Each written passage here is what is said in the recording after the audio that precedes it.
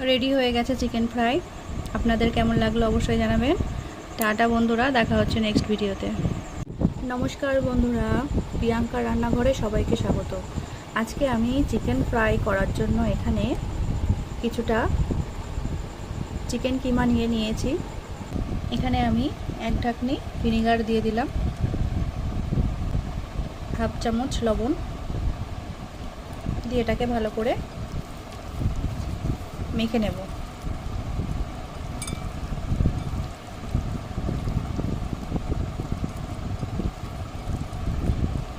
দশ মিনিট রেস্টে রেখে দেব।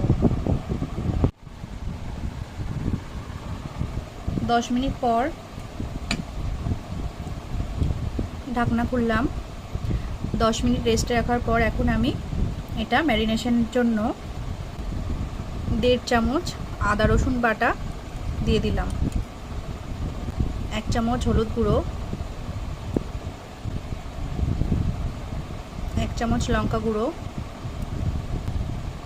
1 চামচ জিরে গুঁড়ো, 1 চামচ ধনে গুঁড়ো, হাফ চামচ গরম মশলা গুঁড়ো দিয়ে দিলাম।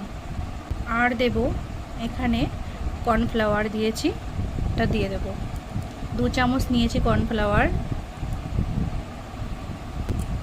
এখন এটাকে ভালো করে মেখে নেব। এটা মশলাটা মাখানো আমার কমপ্লিট হয়ে গেছে। এখন আমি এগুলো ভেজে নেব। কড়াইতে তেল গরম হয়ে গেছে। এখন চিকেনের টুকরোগুলো আমি ছেড়ে দেব।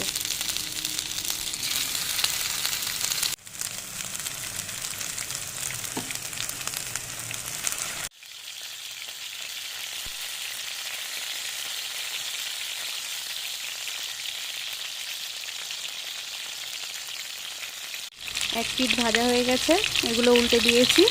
এই পিঠটা ভাজা হয়ে গেলে এখন আমি তুলে নেব। এপিঠ ওপিঠ করে ভাজা হয়ে গেছে, এখন আমি এগুলো তুলে নেব।